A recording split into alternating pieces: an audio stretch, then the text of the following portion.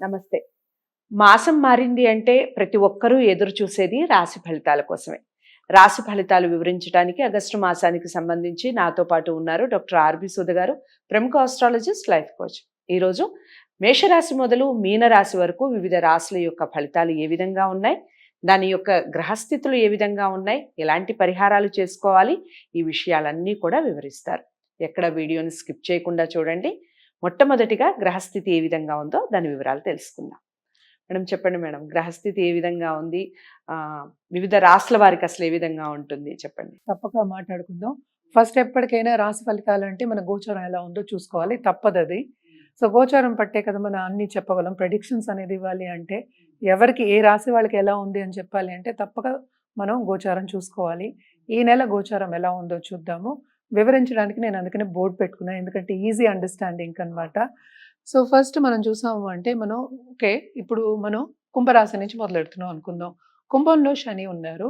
శని ఏమో రిట్రోగ్రేడ్ అయ్యారు. June 30th అయ్యారనమాట. November 15th వరకు రిట్రోగ్రేడ్‌లో ఉన్నారనమాట. రిట్రోగ్రేషన్ వక్రిచున్నారు. సో, నెక్స్ట్ మనం మీనరాశి. మీనరాశిలో మనకి రాహు ఉన్నారు. అలాగే మేషంలో ఏమీ లేదనమాట. వృషభంలో గురు చాలా బలంగా కూర్చునున్నారు. అలాగే ఈ రాశి అంటే ఏంటంటే మేషరాశి అధిపతి ఏమో కుజుడేమో మూవ్ అయ్యారు. ఎక్కడికి? వృషభానికి. వృషభం నుంచి మళ్ళా ఏంటంటే ఈ నెల ఆఖరికి మిథునానికి వెళ్తున్నారనమాట. సో, ఈ నెల ఆఖరికి. సో, దాని తర్వాత మనకి కర్కాటకంలో మనకి తెలుసు సూర్య సంచారం జరుగుతోంది. ఆయన ఆగస్ట్ 16th ఆయన ఓన్ హౌస్ అయిన సింహానికి వస్తున్నారు. సో, సింహంలో ఎవరున్నారు? ఇక్కడ బుధుడు, శుక్రుడు అన్నమాట. బుధుడేమో ఏంటంటే ఫస్ట్ వీక్ ఆఫ్ ఆగస్ట్‌లో మళ్ళా రిట్రోగ్రేషన్ చూసావు కదా! ఇక్కడ ఆర్ అని వేసున్నాను. రిట్రోగ్రేషన్ అంటే వక్రిస్తున్నారు. సో, దాని తర్వాత మనకి శుక్రుడేమో కన్యకి ఆగస్ట్ 25th మారుతున్నారనమాట. సో, కన్యలో ఎవరున్నారు? కేతు. సో, అన్ని గ్రహాలు వచ్చేసాయి. సో, ఆరుద్ర నక్షత్రంలో ఎందుకు ఇక్కడ మూన్ వేశాను అంటే ఆగస్ట్ 1st ఏమో ఆరుద్ర నక్షత్రం వస్తోందనమాట.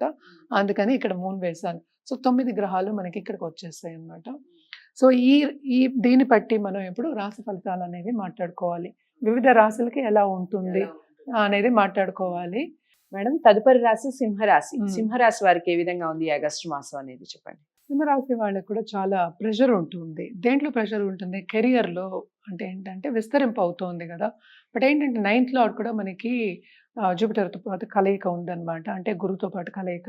చాలా మంచి ఒక ఇదే ట్రాన్సిటే అనుకో. బట్ ఏంటంటే ఇక్కడ ఎక్కువ ప్రెషర్ ఉంటుంది. ఎందుకు ప్రెషర్ ఉంటుంది? శ్రమ పడాలి.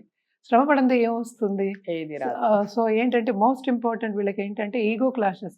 అగ్రెసివ్‌నెస్ అనేది కొంచెం పెరుగుతుంది. అలా కోపం అనేది ఎక్కువ అవుతుంది. సో, అది అవ్వకుండా చూసుకోవాలి తప్పక. ఏంటంటే 7th మనకి శని కూడా ఉన్నాడు. అంటే శని డైరెక్ట్‌గా ఈ రాశిని చూస్తున్నారు. ఈ రాశిలో మనకి ఎవరున్నారు? శుక్రుడును మళ్ళా బుధుడు ఉన్నారు. మళ్ళా second half of this month ఏంటంటే ఈ రాశికి అధిపతి ఏమో దిగుతున్నారనమాట. సో, అండ్ ఆల్సో ఇది ఒకటి కాకుండా రెండో ఇంట్లో మనకి కేతు ఉన్నారు. Most important.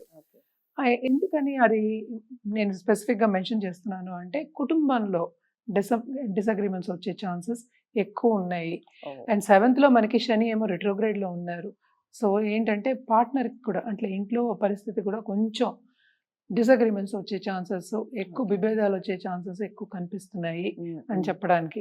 అలాగే కొత్తగా పెళ్ళైన వాళ్ళకి కూడా అడ్జస్ట్‌మెంట్ ప్రాబ్లమ్స్ ఉంటాయి అని చెప్పాలన్నమాట. ఓకే. ఇప్పుడు పెళ్ళవ్వాలి అనుకునే వాళ్ళందరికీ కూడా కనిపించాలి కదా మరి పార్ట్నర్ కనిపిస్తారు గానీ వాళ్ళకి తగ్గ వాళ్ళు కనిపిస్తారా అనేది క్వెషన్ మార్క్. ఈ నెల ఎక్కువ ప్రెషర్ పెట్టొద్దు అనేది ఒక సూచన. కెరియర్ మాత్రం విస్తరిస్తుంది. రైట్. స్థాన చలనం కూడా ఉంటుంది. అంటే ఏంటంటే ఈ చోటు నుంచి ఇంకో చోటుకెళ్ళి ప్రమోషన్ మీద గానీ లేకపోతే వాళ్ళకి ఈ జాబ్ వదిలేసి ఇంకో జాబ్ మార్పిడి వచ్చే ఛాన్సెస్ కూడా ఉన్నాయన్నమాట. అలాగే సంపద వచ్చే ఛాన్సెస్ ఎక్కువ కనిపిస్తున్నాయి. ఎందుకంటే కెరియర్ పరంగా మనం చెప్పేది. అండ్ 8లో రాహు ఉన్నాడు కనుక హెల్త్ అనేది తప్పక చూసుకోవాలి జాగ్రత్తగాను.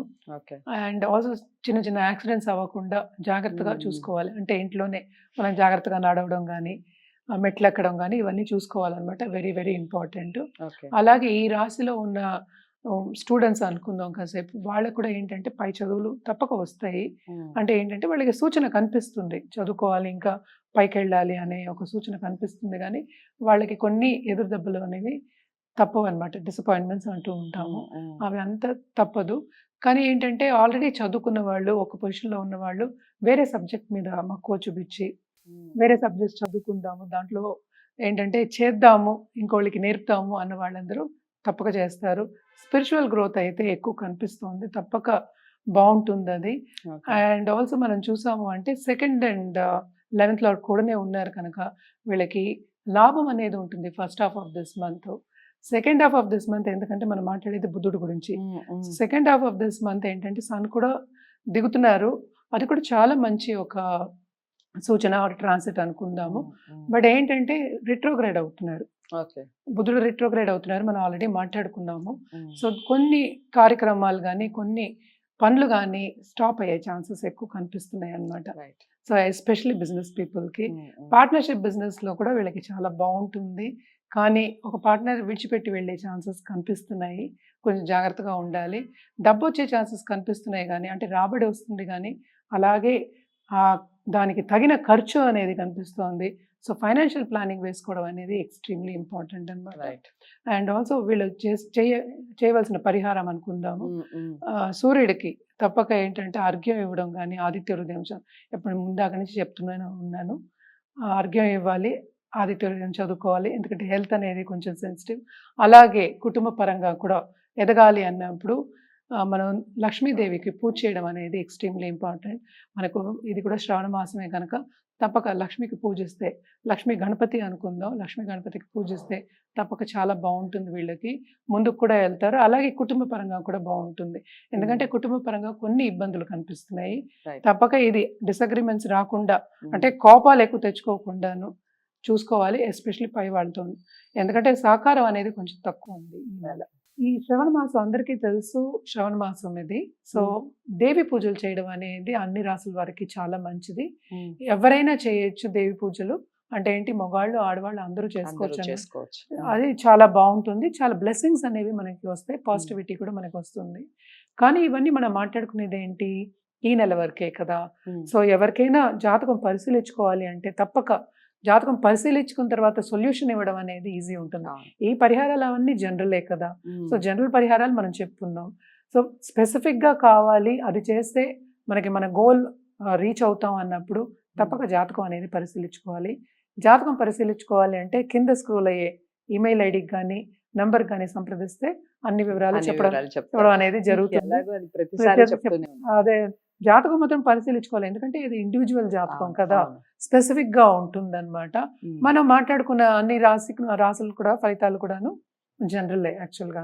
జాతకం పరిశీలించుకుంటే మంచి జాతి రత్నం కానీ, వాళ్ళ జాతక రీత్యా జాతి రత్నం కానీ, అలాగే పరిహారం కానీ, పూజలు కానీ, ఇంకా ఏమైనా ఎక్స్ట్రా పూజలు స్పెషల్ పూజలు చేయాలా అవన్నీ కూడా చెప్పడం అనేది జరుగుతుంది అనమాట.